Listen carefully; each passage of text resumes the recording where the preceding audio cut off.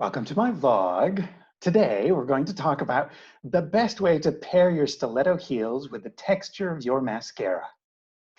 If that's of interest to you, please turn this off now and never tell me, because at the moment I respect you. And if that's the kind of video that you watch, I'm going to have a really hard time doing that. Furthermore, I'll immediately recommend that you read various Marxist feminists who will point out to you that the use of stiletto heels and mascara is deeply rooted in a patriarchal social structure that has objectified women and presented a rather bizarre conception of femininity and beauty. And those are things that we really ought to root out at the earliest opportunity. Furthermore, I'll then point you in the direction of various podiatrists who will tell you how horrible stiletto heels are on your feet and your knees and various other joints in your back. So anyway, let's just leave to one side the texture of mascara and stiletto heels and how those might be related, and instead turn our attention to virtue ethics. Today, we're turning from thinking about qualified agents and thinking about the primacy of virtue to thinking about another attempt at developing a theory of rightness in which virtue remains in the ground floor, remains primary in the kind of way that Gary Watson or I were recommending. That's what's called a target-centered theory of virtue ethics. And the target-centered theory has been developed and has been most fully endorsed and advocated by my former colleague, Christine Swanton from the University of Auckland. You can see Christine standing here at the Waiheke ferry terminal, waiting to head back from Waiheke Island to Auckland, with Gary Watson in the background and Kathy Higgins situated between Christine and Gary. So Christine is coming on the scene with the benefit of approximately a full generation, slightly more than that actually, of people engaged in reviving virtue ethics. So Christine's intervention in the virtue ethical literature, where she first articulates her target-centered theory, was published in 2001. And Hearst House had articulated the version of her qualified agent theory that you guys were looking at back in 1991, so a decade earlier. And you can move back yet another decade and you'll find Alistair McIntyre working on After Virtue.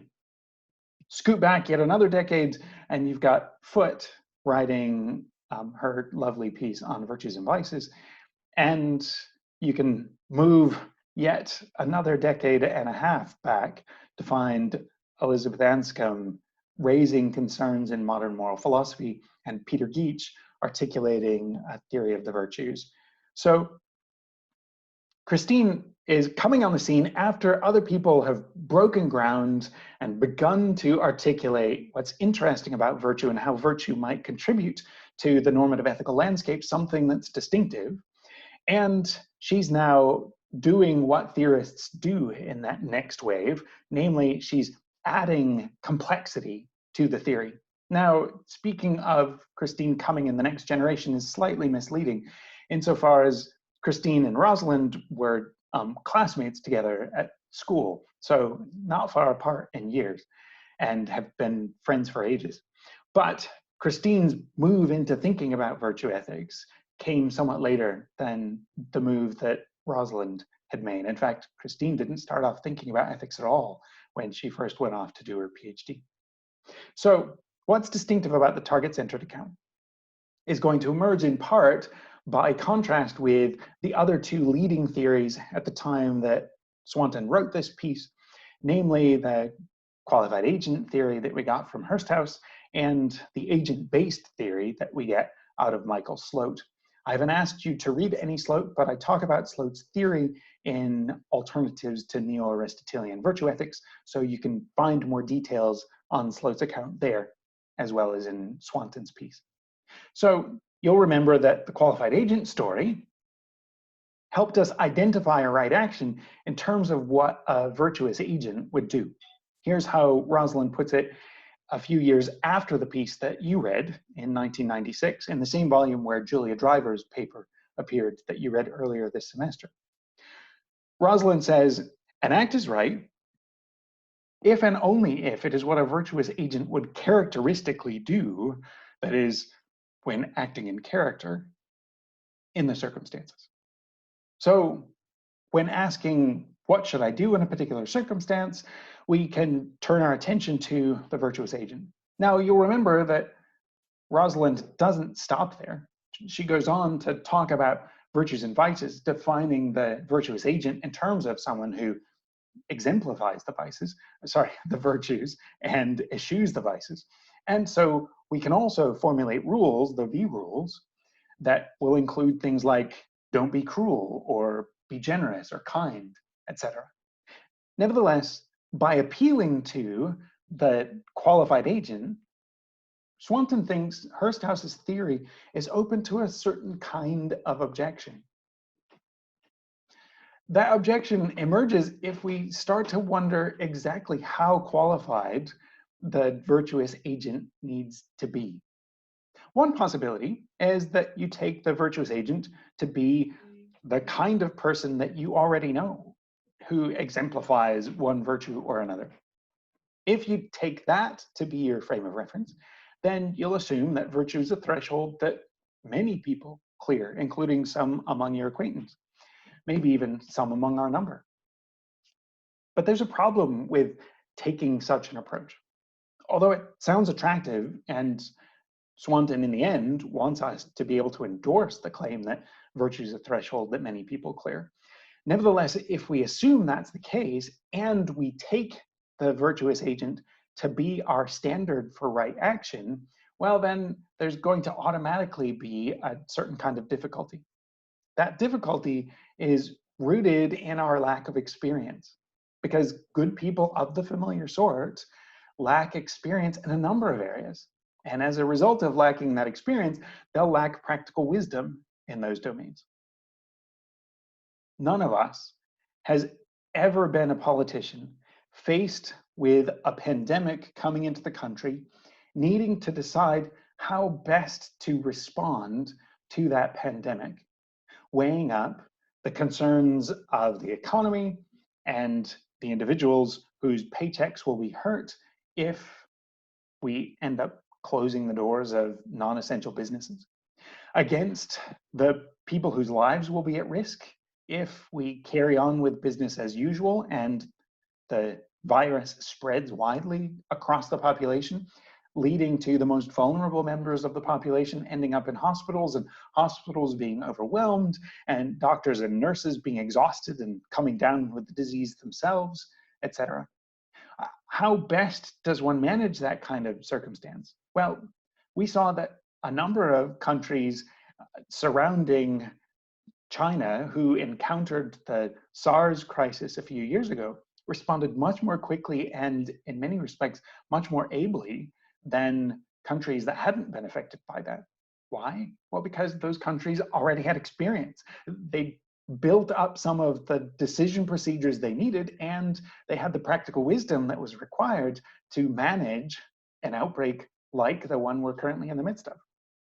That means that those individuals were better situated, not because they were more virtuous, at least not because they were necessarily kinder or more compassionate or more reflective on issues of generational justice or any of those things, but just because they had the practical wisdom that had emerged as a result of their past encounter with a situation like this.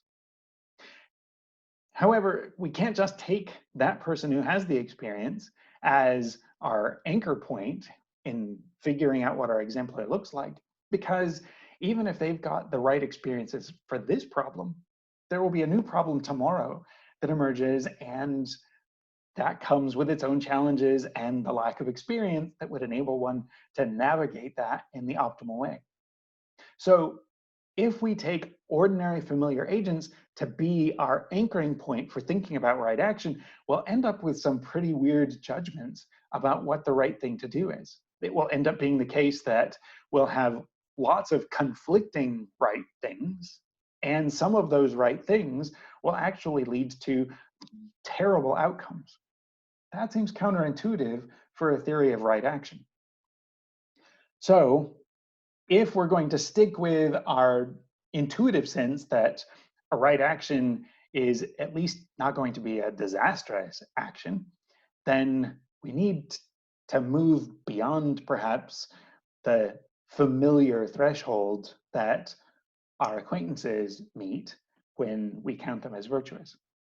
Now, one way of moving beyond that is to say, well, in some domains, unfamiliar domains, like the domain of dealing with a pandemic, we'll set our threshold higher so that we won't allow everybody that we currently consider virtuous to count as among the virtuous. We'll only include some of those, namely the ones with the requisite knowledge base and or experience base.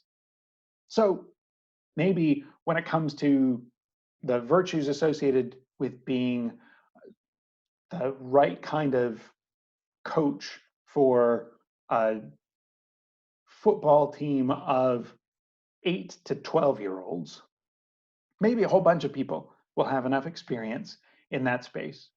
Because for 8 to 12-year-olds, we should largely be concerned with teaching them to have good sportsmanship and teaching them some basic football skills and keeping them safe and making sure that they have fun and not creating competitive monsters out of them, etc. Maybe enough of us will have enough experience prior to getting into a coaching situation that we could do that kind of thing well. And so we don't need to set a high threshold there.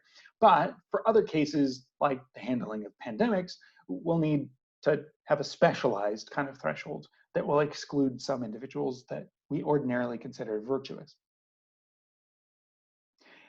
But if we do that, then it will end up being the case that virtue in those domains will be exceedingly rare. That's going to push us in the direction of something like an idealized agent rather than a threshold that allows a lot of familiar agents into the story. If we go with an idealized agent, which would take care of this kind of worry, well, then it turns out that a lot of the people that we know won't count as virtuous, even though we consider them to be such, because it's going to be the case that virtue will be a really hard threshold to clear. It will be nigh unto perfection. And if it's nigh unto perfection, not many of us are going to get close to that. But that might nevertheless be a theoretical advantage. It would enable us to deal with the kinds of worries that the pandemic raises. So even if it means that we have to part ways with the way we usually speak about people, it wouldn't make the concept of virtue pointless, and it could still lead to a really important theoretical breakthrough that enables us to come up with a robust account of right action. However, Swanton thinks we shouldn't get too excited just yet. Why? Well, because as long as our ideal agent is a human, then ignorance is still going to pose a threat. Because in certain contexts, no matter how perfect the agent is in terms of their motivations, no matter how much experience they have and thus how practically wise they might be, there will still be contexts in which they just lack the requisite information. And lacking the requisite information, they may make a well-motivated decision that ends up nevertheless being disastrous.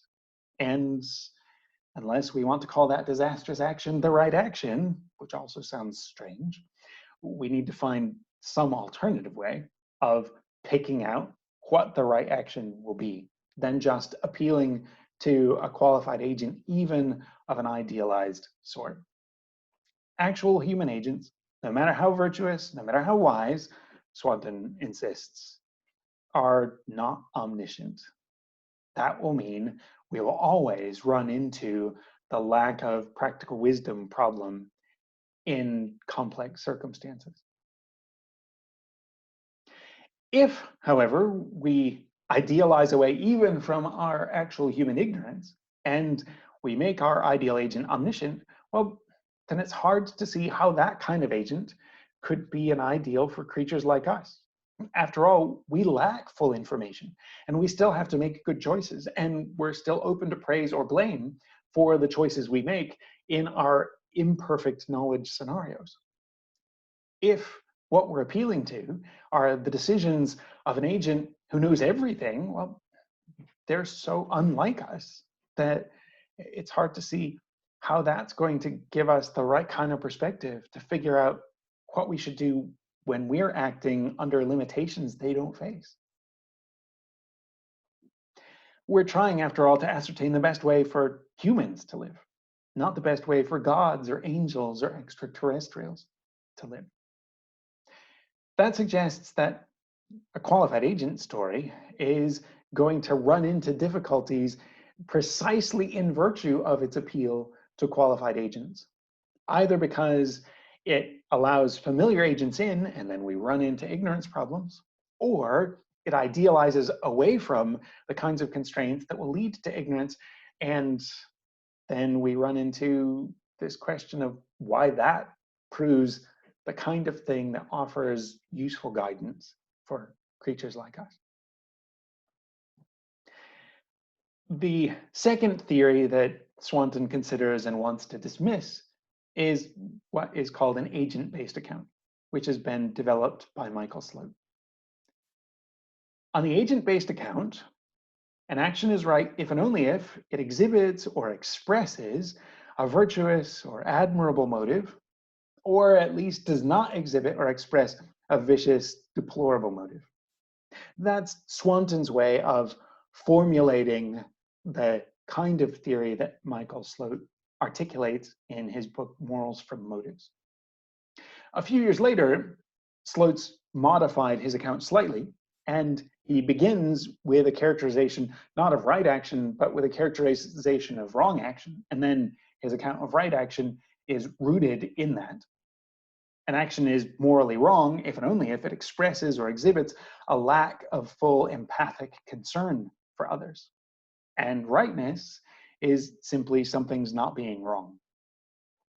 What both the earlier and the later account share is a commitment to thinking of right actions in terms of the motives of the agents who perform those actions. If we have a good motive, then we'll get a right action. If we have a bad motive, then we'll get a wrong action. On Sloat's account, motive is everything. And we can trace back concepts like rightness and wrongness to the motives of the agents who are performing those actions. Sloat doesn't just stop with articulating an account of right and wrong action. He goes on to articulate other normative concepts in terms of an appeal to the motivations that underlie them. So here's what he says about justice in particular. And here we're talking about the justice of laws and institutions, not just the individual justice, virtue of justice that you or I might have.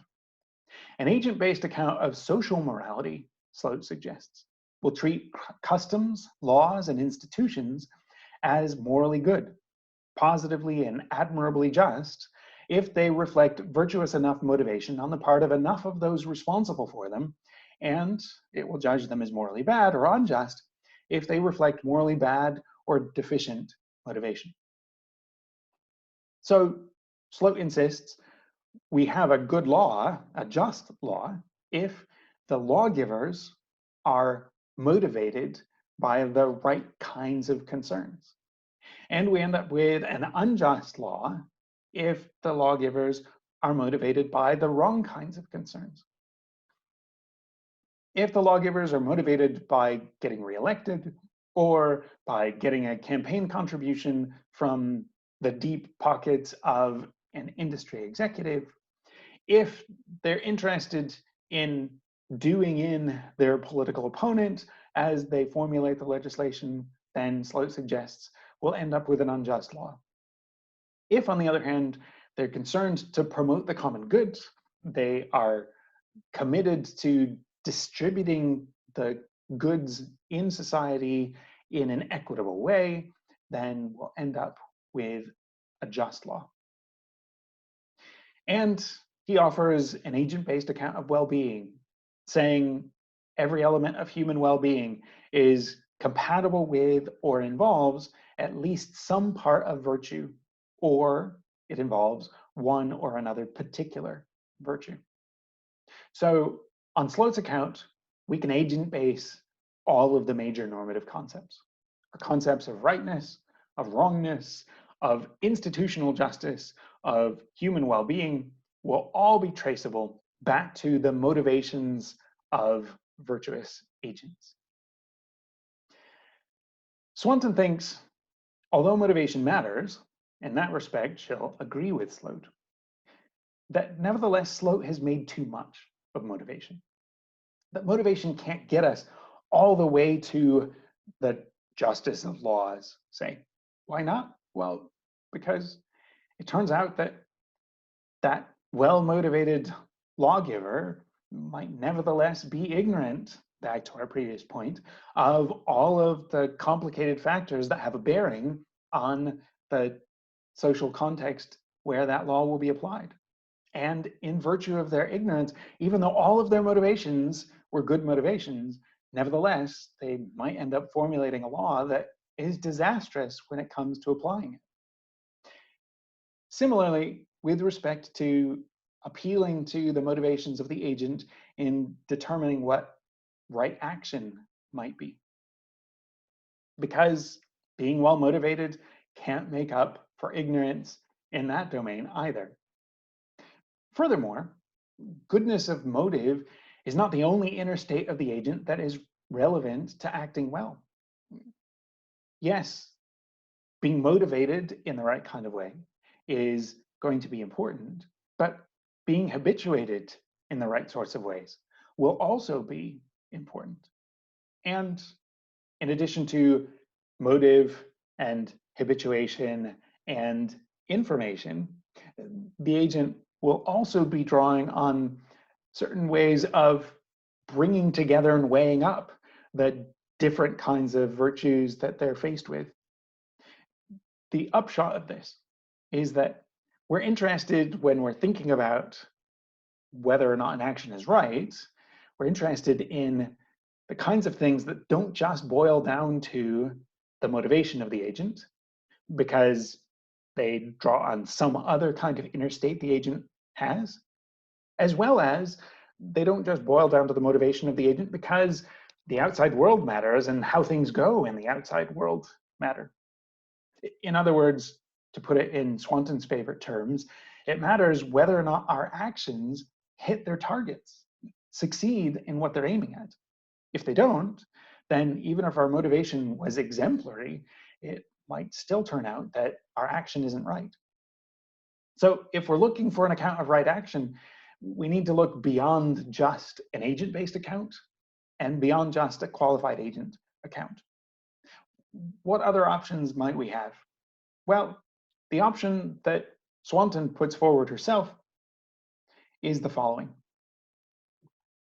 According to Swanton, an action is virtuous in respect V, now we're focusing on a particular virtue like benevolence or generosity, if and only if it hits the target of that virtue. So if it realizes the end that benevolence aims at, or that generosity is concerned with. And an action is right if and only if it is overall virtuous.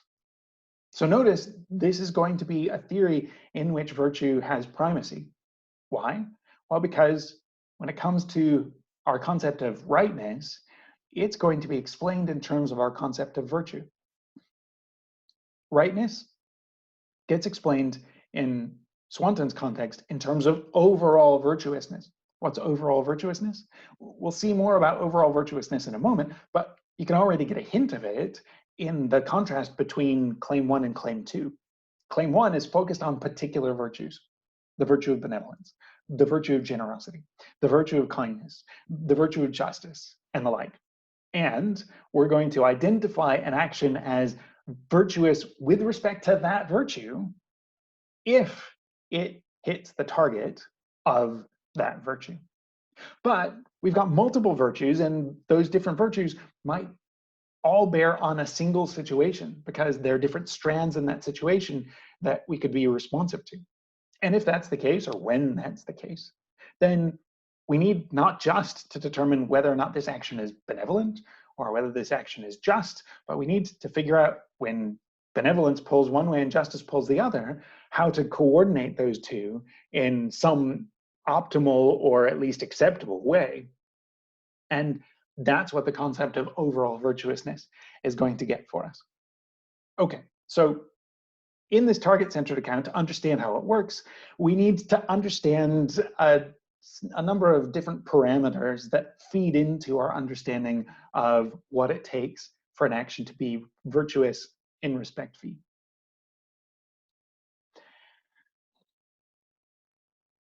On Swanton's account, we'll get the following characterization of a virtue. A virtue is a good quality or an excellence of character. It is a disposition of acknowledging or responding to items in the field of a virtue in an excellent or good enough way. Already, we've got introduced into this characterization the idea of the field of a virtue. We also have this notion of acknowledging items in that field of virtue. That means to understand what's going on in this characterization of a virtue, we need to understand a little bit about what's meant by a field of virtue and what kind of acknowledging is of interest to us. So what goes into the profile of a virtue on Swanton's account? Well, the following four things. We're interested in the field of the virtue. We're interested in the basis of moral acknowledgement for that virtue. We're interested in the mode of responsiveness that goes with that basis of moral acknowledgement. And we're interested in the target of the virtue. Let's unpack each of those. So the field of a virtue is the sphere with which a virtue is concerned. This should be familiar to you if you think back to Martha Nussbaum's discussion of the virtues and what it is that helps us explain how virtues could be shared across widely divergent cultures. There are different spheres of human action and concern that we all share.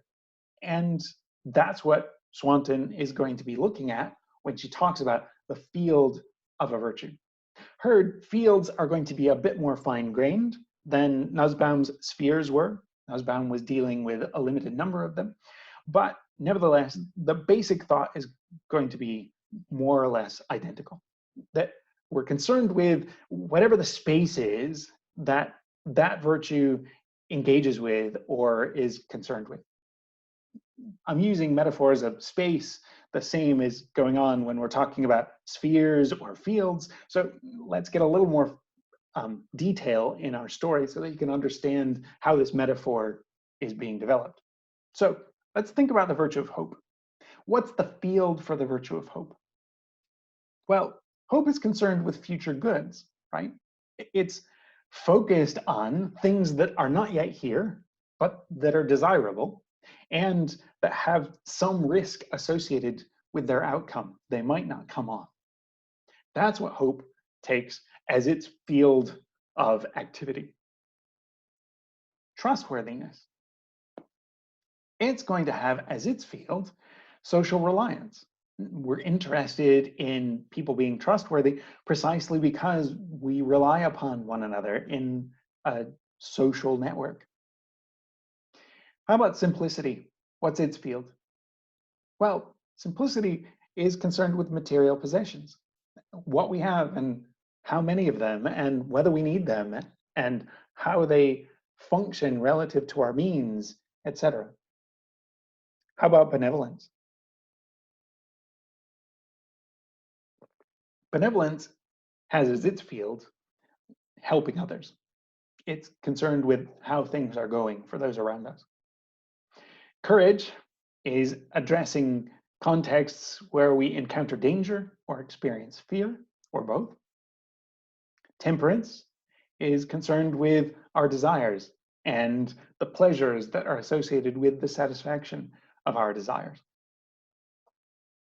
Notice that when thinking about the virtue of trustworthiness, our focus is going to be different than our focus when we're thinking about the virtue of courage or the virtue of simplicity, because the things that matter to those different virtues are divergent from one another. In addition to the field of a virtue, it also matters that we notice that different virtues have different bases of acknowledging items within their field. The basis of acknowledgement is the kind of feature to which a virtue responds. So if we think about hope again, then the kind of feature to which hope responds is the goodness of the thing hoped for, the probability of that outcome being achieved, the risk associated with that outcome not being achieved, etc. When it comes to trustworthiness, what we're paying attention to is the fact that others are depending on me and they have legitimate expectations with regard to my behavior. With simplicity, the basis of acknowledgement has to do with material excess and material sufficiency. What is courage concerned with? Well, it's concerned with goods that we're seeking to promote or preserve in the face of threat or fear. Temperance. Temperance is concerned with our health, balancing off the temporary enjoyment of this thing against the long-term consequences of the action in question. It's concerned then not just with health, but also with enjoyment. But we might also add that temperance is concerned with our agency, with our not just being pushed and pulled by whatever desire happens to capture us in this moment, but by our choosing amongst our desires which ones we'll give priority to, and exercising the ability to limit some of these desires and their effectiveness over our actions from one moment to the next. Benevolence is concerned with need in the space of how things are going for others, as well as with the well-being of those others. In addition to the field with which the virtue is concerned and the basis of acknowledgement within that field, then we also have an interest in how that basis of acknowledgement will be acknowledged, what Swanton calls the mode of responsiveness. The mode of responsiveness is how one responds to the basis of acknowledgement. There are a whole bunch of different ways that we respond to things that are of concern to us. Sometimes we respond by promoting that thing. This is the one mode of responsiveness that consequentialist theories take to be significant. You're constantly concerned as a consequentialist with maximizing good consequences and minimizing bad consequences. So promoting is going to be the thing you're aimed at. And we look to promote certain kinds of outcomes, but promoting isn't the only kind of thing that we might do in response to a particular domain of concern. In addition to promoting states of affairs, say, we might also produce certain sorts of things or create certain sorts of things. But each of those is pretty closely related to promoting. So you might try and roll them up into a single category and think of them just as instances of promoting. It's just that some instances of promoting involve things that already exist, and other instances of promoting involve things that don't yet exist but need to be brought into being. However, in addition to the fact that we're interested not just in things that exist and things that have to be brought into being, notice that between producing and creating, we already have another kind of dimension that's been introduced. Namely, when it comes to producing, we're just focused on bringing something into existence. With creating, the thing we're bringing into existence is a brand new kind of thing. It's something that hasn't yet been done or hasn't been done in quite this way before. And so, in addition to bringing things into existence and promoting things that already exist, we also have the kinds of things that are involved in coming up with the new and formulating novel ideas. But all of those are still fairly closely related. However, we can notice other modes of responsiveness if we move away from production and creation. Think about the kind of responsiveness that you ought to have to another person. When you're engaging with another person, you're not looking to produce that person. They already exist. You're not looking to create that person in some novel way. Again, they already exist and may not be appreciative of your creative endeavors. We're not just concerned with promoting that person. Part of being virtuous is also appreciating the qualities that person already has and loving that person for who they are, not just who I could make them into or create them as. We're also interested in honoring and respecting. Again, thinking about the person, there are some individuals whom we respect, whom we may not love, perhaps because we don't have the kind of relationship with them that loving involves, or perhaps because we don't see the good in them in the appreciative way that loving characteristically involves. Nevertheless, we see that they've got claims on us and we respect the claims that they have.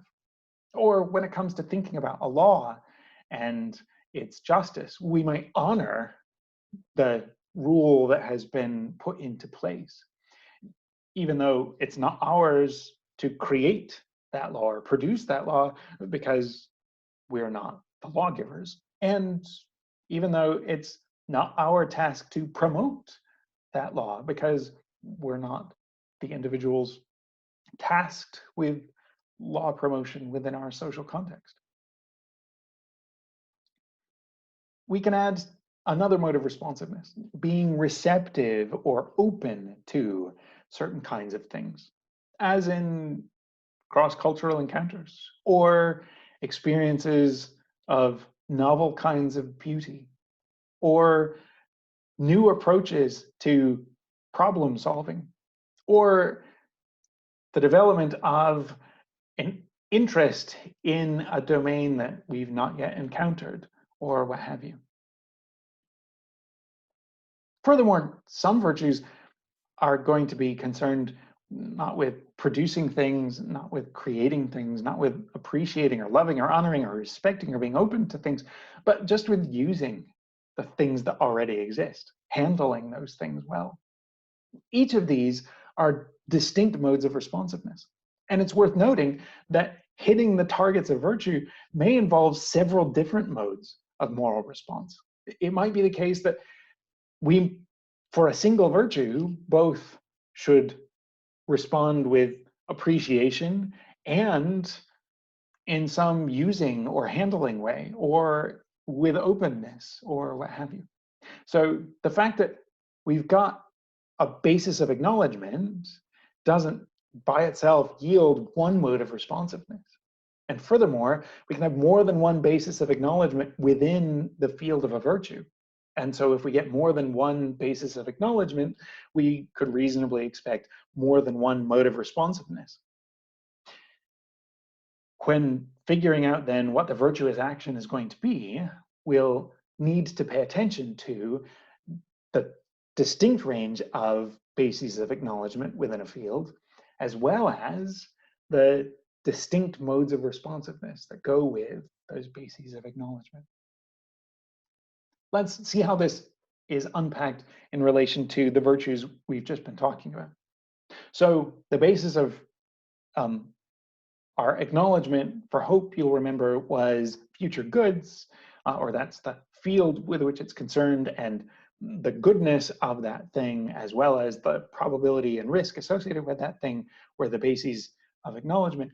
Well, in terms of modes of responsiveness, we have positive anticipation with respect to the future good, and we have caution with respect to the risks associated with its non-realization.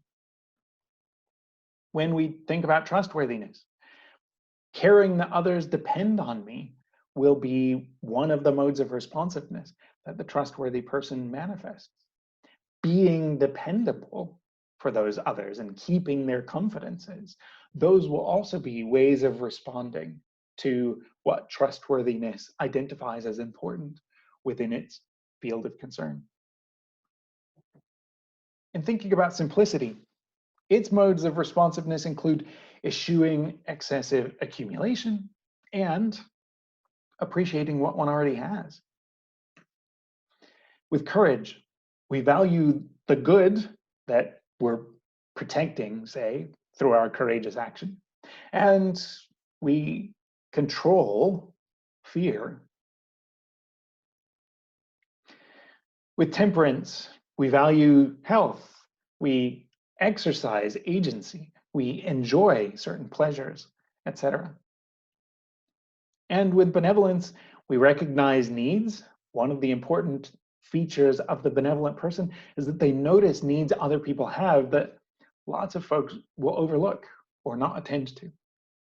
They don't just notice them, they also care about those needs and the welfare of the individual who has those needs. So that's part of the mode of responsiveness for benevolence. But they don't just recognize and care, they also act in response to those things, right? So they look to meet needs, they look to promote welfare. The final thing we need to understand the target-centered theory is the thing after which it's named, namely the target of a virtue. The target of a virtue is that at which the virtue aims. So with hope, what the virtue aims at is positive anticipation moderated by degree of probability and goodness, perhaps. When it comes to trustworthiness, the target of trustworthiness is being dependable and keeping confidences. Not in every context, but when that's called for. The target of simplicity is limited accumulation, together with appreciation of what one has. Simplicity isn't just about not having stuff or resisting materialism. It's also about enjoying, recognizing the goods that one has, not needing to get new ones. Courage has as its target the successful handling of danger and the mastering of fear. Temperance is concerned with promoting health and maintaining self-control. And benevolence has as its target the successful promotion or preservation of others' flourishing. Each of these virtues, then, has a distinct kind of target. And what a target-centered theory is going to invite us to think about is what the field of the virtue is, what matters within that field, that is the basis of acknowledgement, how we respond to that kind of thing that matters, namely our mode of responsiveness, and what it looks like when we do that well, when we succeed in responding to that basis of acknowledgement within that field by hitting the target of the virtue. Okay, so let's return to that opening claim that a virtue is a good quality or excellence of character. It's a disposition of acknowledging or responding to items in the field of a virtue in an excellent or good enough way. That is, in a way that hits the target of that virtue. Note the importance of having that qualifier good enough in the characterization. That allows for this target image to work in its most natural way. If you think of an archery target, you have the center of the target in red, but you also have other rings of the target that sit outside that center. You can hit the target without hitting the center.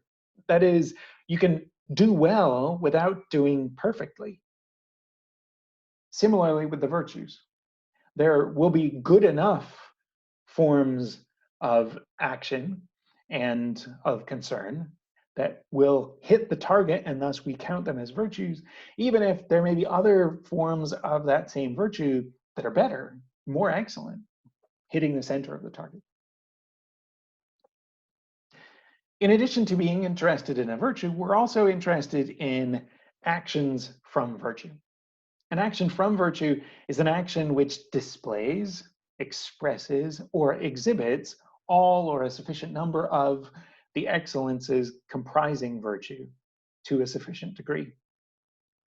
So when thinking about the virtue, we're interested in the disposition. When thinking about an action from virtue, we're interested in the manifestation of that disposition. Remember, in thinking about dispositions, there can be dispositions somebody has that don't ever manifest themselves.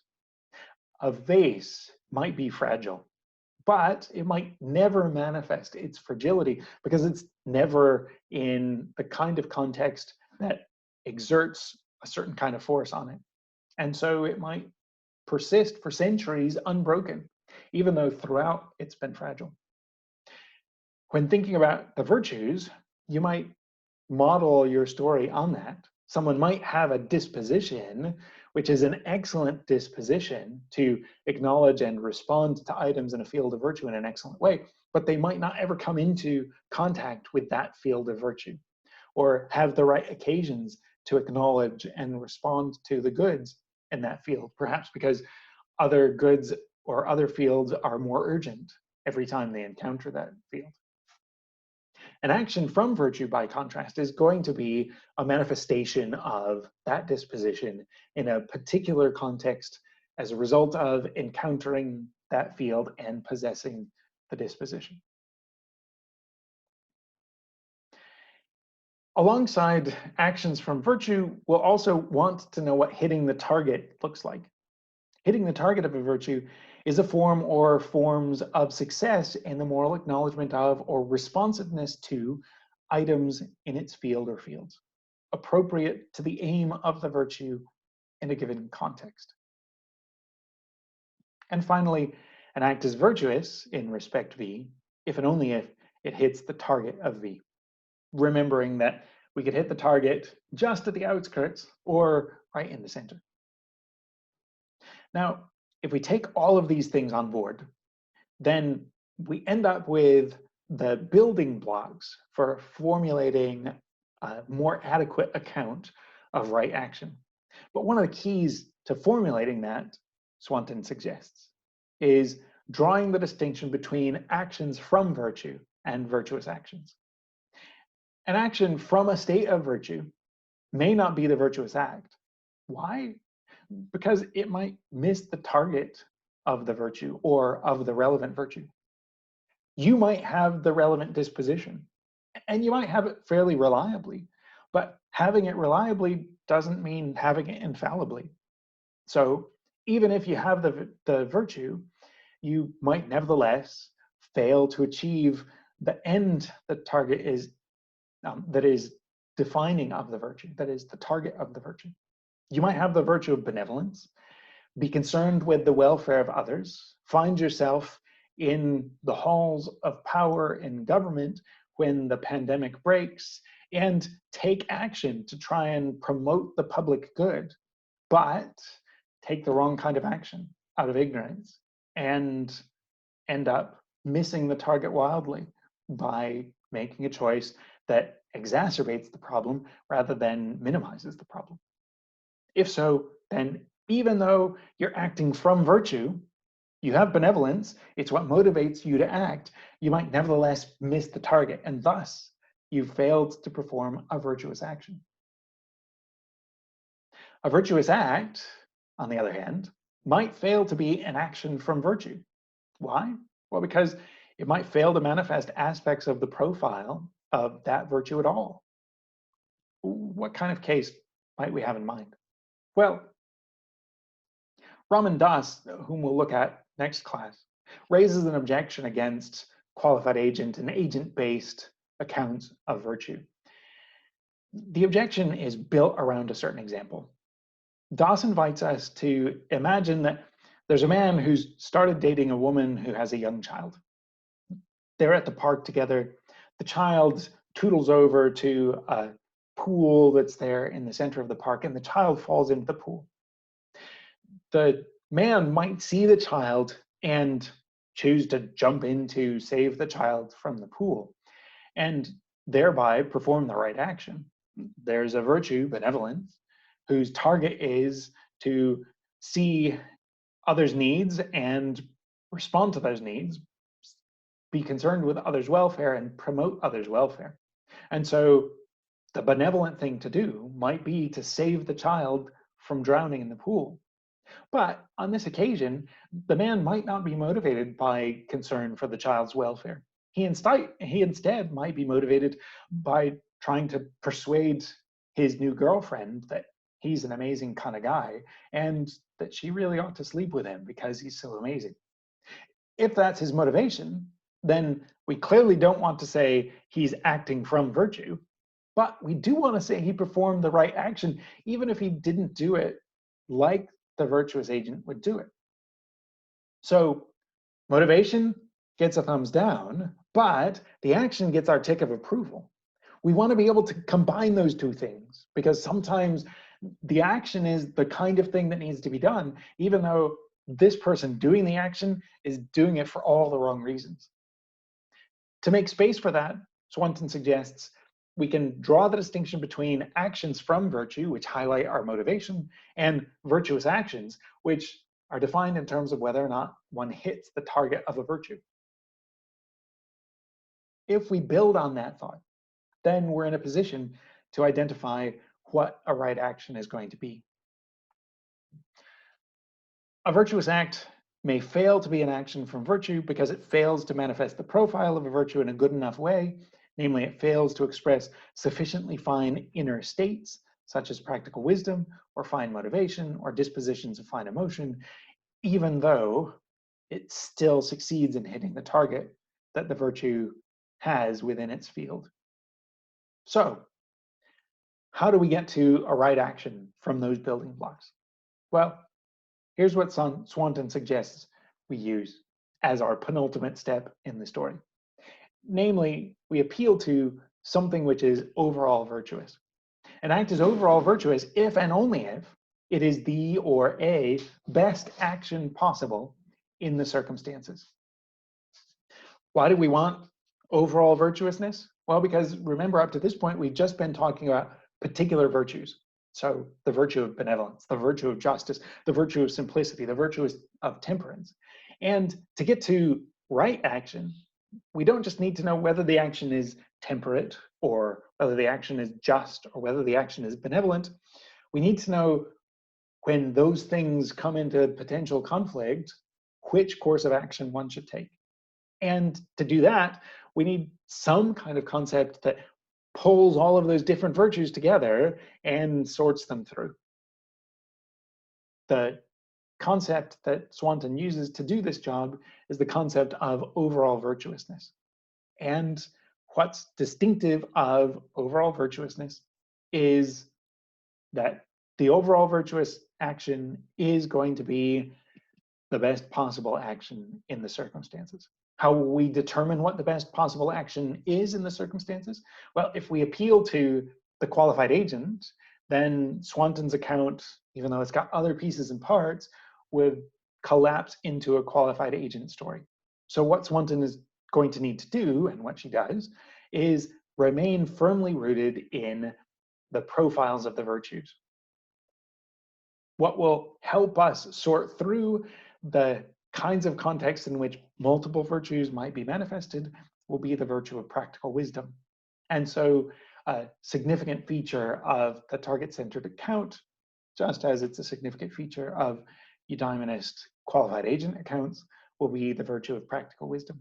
Knowing what matters and how to do the things that matter in particular contexts is what virtue of practical wisdom is chiefly concerned with. All right, we might be concerned that we've just rolled out best. And weren't we, after all, concerned with preserving not just those exemplary individuals, but also more familiar individuals? Weren't we, in other words, concerned not with maximizing, but also with satisficing? Well, if we want to build satisficing into our account, then we could conceive of an act as overall virtuous, as overall virtuous if and only if it's good enough, even if it's not the best action in the circumstances. All right, now to right action.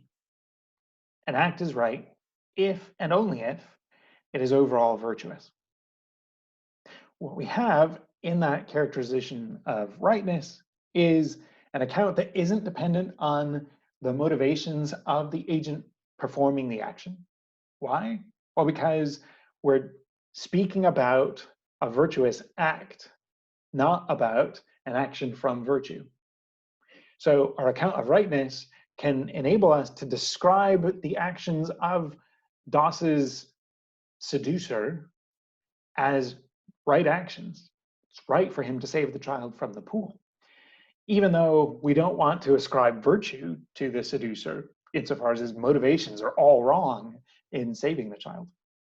What that gives us then is a resource to identify what counts as a right action that takes virtue to be primary and that isn't either an agent-based account or a qualified agent account. And thus it avoids the kinds of problems that came with the qualified agent account, rooted in ignorance, rooted in the contrast between idealization and real agents. It also helps us avoid the counterintuitive results of the motivation-based story, where we end up with a well-motivated lawgiver, and we have to then call that lawgiver's law just, even though the law does horrible things and distributes things badly and doesn't promote the common good. We can avoid those kinds of worries by making sure that the agents take a subordinate role in our story. We're concerned with motivations. They're horribly important. They're part of our modes of acknowledgement.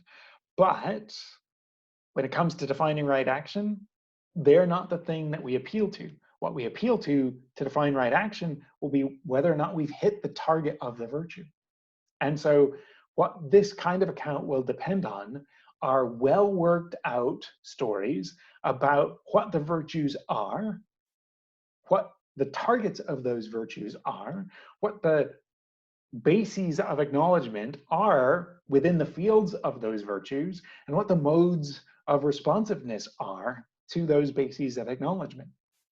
In other words, to get the kind of theory that will give us more than just a schema of right action, but will yield action guidance, we're going to need the kinds of projects that you engaged in your first essay.